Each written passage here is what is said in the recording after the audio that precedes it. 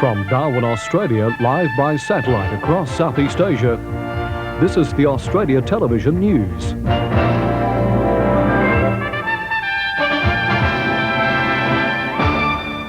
Hello, I'm Rosemary Church. In this bulletin, China's foreign minister renews a push for membership of the World Trade Organization. United States investigators arrive in Pakistan after the murder of 2 US consular officials, and signs of a breakthrough in Middle East peace talks. China's Foreign Minister Chiang Kai-shek plans to revive discussions with America on China joining the new World Trade Organization, despite US attacks on its human rights record. Mr. Chiang will broach the issue during the current visit of US Trade Representative Mickey Cantor. China has promised not to retaliate against the US for supporting a United Nations resolution criticising China's human rights record. China's foreign minister says Beijing condemns the American action, warning it isn't helping positive human rights dialogue between the two countries. He has, however, made a commitment that those talks will continue. Chiang Kai-shek's main aim, however, is to resume talks on China's entry to the World Trade Organization. As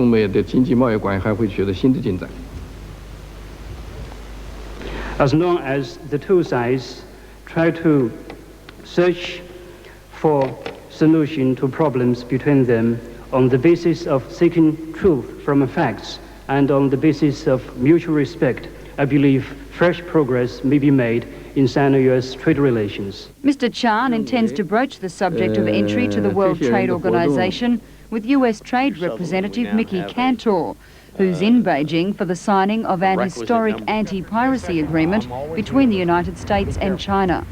Before departing for China, Mr. Cantor said the United States was willing to be flexible, but that the next move was up to Beijing. Talks between the two countries broke down late last year. As for its human rights record, Mr. Chiang claims the US and other Western countries continue to ignore any advances China does make. These people presenting the petitions have other motives, have ulterior motives. Mr. Chiang says the United States has to accept China is working towards a democracy with its own characteristics, not one similar to that practiced in the West. A team of American officials has arrived in Pakistan to help local authorities investigate the murder of 2 American consular officials. The 2 officials were killed and a 3rd wounded when gunmen opened fire on their minibus. The delegation flew into Karachi after US President Bill Clinton ordered an investigation into the killings. The group of 12 includes Federal Bureau of Investigation and State Department diplomatic security officers.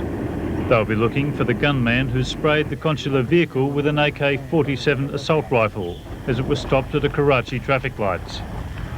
After a memorial service at Karachi Airport on Saturday, the bodies of the slain officials will be flown back to the United States. Karachi remains in the grip of vicious ethnic and sectarian violence, with hundreds of people killed in the past 12 months.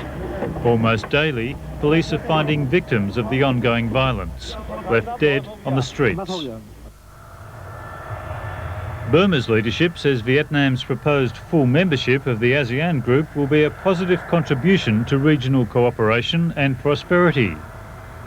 The comments came during a state visit to Vietnam by Burmese Prime Minister and head of the State Law and Order Restoration Committee, General Tan Shui. Analysts say Vietnam's membership of ASEAN will reduce the chances of a harder line against the military government in Rangoon. General Shui and Vietnamese Prime Minister Vo Van Kiet noted economic cooperation between their countries had not matched expectations, and both leaders vowed to do more to stimulate relations. In Beijing, a 6-member Polish military mission has arrived, formally ending 42 years of foreign military presence in the North Korean section of the demilitarised zone on the Korean peninsula. After the end of the Korean War, 4 countries, including Poland, were selected to monitor the ceasefire across the border. But the Poles are angry with their treatment at the hands of North Korean military officials. They tried to push us so much to make our life impossible. North Korea ordered the Polish mission to leave its base, as part of its effort to dismantle the intricate armistice process which brought the Korean War to an end. A Hong Kong national has been hanged for drug trafficking in Singapore, despite pleas for clemency from the British government and the European Union. Trevor Watson says 38-year-old Daniel Chan went to the gallows shortly after a final visit by his family members, including his blind son. Daniel Chan was to have been hanged last November, but was given an 11th-hour stay of execution to submit a personal plea for clemency to President Ong Tong Cheong. That plea was rejected and Chan died in Singapore's Changi prison this morning. Chan's lawyer had earlier given his client an assurance that the people of Hong Kong had donated enough money to cover the cost of an operation that would cure his 7-year-old son's blindness. Chan was sentenced to death in May 1993 after being arrested at Changi Airport with 1.7 kilograms of heroin in his possession. Singapore is under pressure from the Philippines not to execute a Filipino maid who is due to be hanged next week.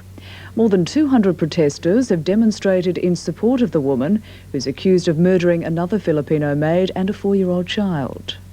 Lord, let not injustice or God shun. The protesters, mainly members of Christian fundamentalist groups, converged on Singapore's embassy, calling for a reprieve. In January last year, Flor Contemplacion was convicted in a Singapore court of the 1991 murder of her friend, Delia Marga, and her 4-year-old ward.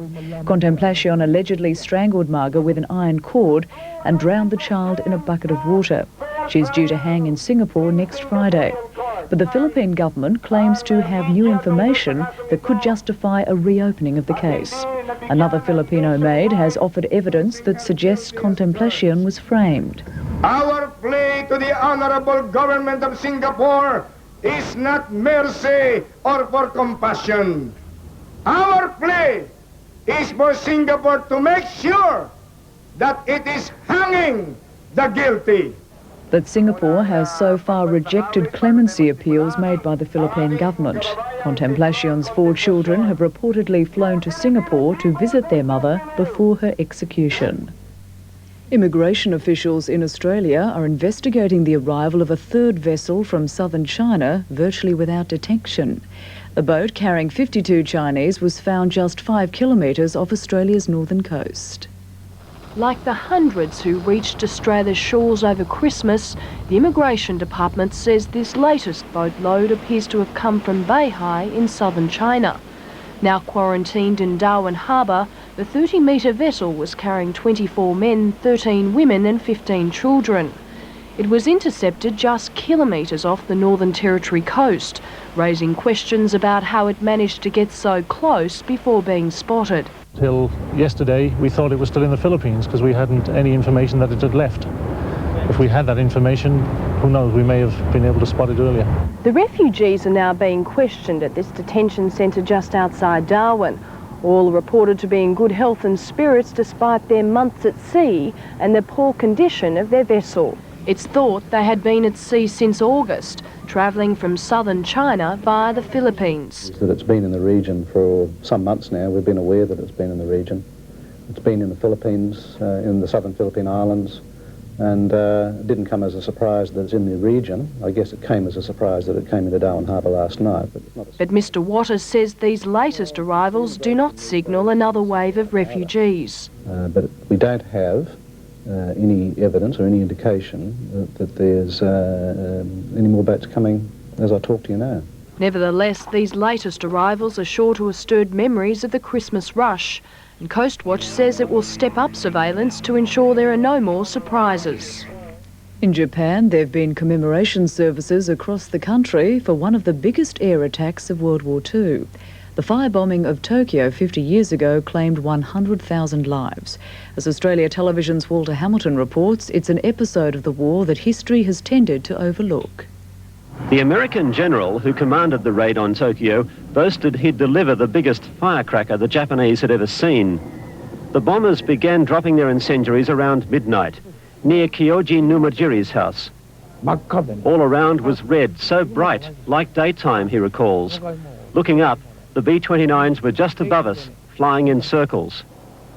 The target was this congested area of Tokyo, in those days a hodgepodge of factories and wooden houses. For the first time in their air war against Japan, the Allies drew no distinction between military and civilian. Kazuyo Funato lost 5 members of her family. This is all she has left of them. My little sister was burnt on her head and hands when the protective hood she was wearing caught fire. It was so hot. She cried out for water, but we couldn't get away. Altogether, 100,000 people perished, the deadliest air raid in history until Hiroshima. 1 million were left homeless, 40% of the city wiped out. Here they keep the mingled ashes of many unidentified bodies. Mrs. Funato cannot forget, but she does not condemn. I want to believe, she says, that the pilots who rained down their bombs on defenseless women and children felt pain in their hearts. At this exhibition on the firebombing, the tone is also subdued, some survivors recognizing good in what happened. I hesitate to say it out loud. While this was a sad event, it changed Japan's course onto the road to peace. Numajiri-san was due for military service after Tokyo's night of horror, a fate which no longer lay before him. There's been a breakthrough in the Middle East peace talks after months of deadlock. Israeli and PLO negotiators have set a target date for ending talks on the second phase of Palestinian self-rule. After the tensions of previous meetings, both sides seemed eager to label it a breakthrough. Until now, Israel has made withdrawal from the West Bank conditional on security. Today, both sides agreed to finish talks on withdrawal by the 1st of July, making way for Palestinian elections. I would consider it as a breakthrough in the second stage of our negotiations. With the new deadline, there were also some Israeli concessions. A committee on prisoner release, the promise of more administrative power, and 4,000 more work permits for Palestinians living in Gaza. But Israel's closures will remain, keeping tens of thousands of Palestinians away from employment. Today's agreement effectively adds yet another deadline to a peace process that's already a year behind schedule. It may not be much of a breakthrough, but it may be a way of reviving talks that until recently have looked close to collapse. It was a welcome and timely improvement for the American Secretary of State, Warren Christopher, who arrived today in Israel on a tour directed at breathing new life into the faltering peace process. The real question is how can we move forward and ensure at the same time Israel's security, which has always been primary. That simply is non-negotiable from our standpoint. That's the message now tempered with the promise of progress between Israel and the Palestinians that the US envoy will soon take to Syria, the next target in the Middle East peace process. In the American state of Florida, a video recording has sent shockwaves through the community. The tape shows teenagers on a vandalism rampage, and there's a twist. The pictures were recorded by the criminals themselves. Police say it was a $100,000 rampage. 5 Jacksonville teenagers videotaped themselves staging a demolition derby through 8 unoccupied houses. Whoa, we did some damage now. They were arrested when one of them was stopped for questioning about a burglary, and police found the tape in a duffel bag. The tape also shows an attempt to get a dog high on marijuana by blowing smoke into a bag placed on its head and cooking a live fish in a microwave. Police say the incident is isolated, not part of a crime wave. The teenagers, none of whom has been in serious trouble before, have been charged with vandalism, burglary, and cruelty to animals. I think it really denotes the lack of supervision, the lack of right from wrong, the lack of morals. One of those kids' combat boots. Sean and Melanie Martin had just bought one of the damaged houses, their first. Now they're looking at a $9,000 repair bill. What can you do in today's society? Kids can do anything. The teenagers are awaiting a juvenile court hearing. Under Florida law, their parents are required to pay for the damages. Now some pictures which raise questions about the cute and gentle reputation of dolphins. An amateur cameraman near the Moray Firth in Scotland has recorded bottlenose dolphins battering a lone porpoise to death. The pictures have partly solved a mystery that's puzzled scientists for some time. Over the past 2 years, some 30 dead porpoises have been found near Inverness, their deaths until now unexplained. An and it could be that they're competing over food. Another reason might be that it's some sort of, the dolphins see the porpoise as some sort of threat, maybe to young or ill dolphins. But the question remains why this happens in Scotland when other populations around the world appear to live in harmony. The Australian Prime Minister has told German business leaders Australia must break with the monarchy if it's to compete on world markets. The Prime Minister has also signalled his opposition to an early rise in Australian interest rates. The Brandenburg Gate, symbol of Germany's 19th century military triumphs and its Cold War division, now at the centre of reunified Berlin's revitalisation. Paul Keating, who has a few views of his own about how the Germans should go about the refurbishment of one of his favourite cities, took in the sights with Berlin's mayor. And with the reunification and with the federal government coming here, there's a chance to repair Berlin's broken heart. And I think that's something we all look forward to. As for yesterday's job figures back home and the unexpectedly big jump in employment, we've just passed 560,000 jobs in 2 years. That's a record in the Western world, I think, for employment growth, and that's not a bad future. That's likely to be taken as a sign the Prime Minister does not think the strong job growth strengthens the case for a further rise in interest rates. Mr. Keating did not have it all his own way in Berlin today. On hand to greet him at the Brandenburg Gate was a small band of demonstrators, showing that the wood chip debate has drawn overseas attention too. A senior member of Australia's political opposition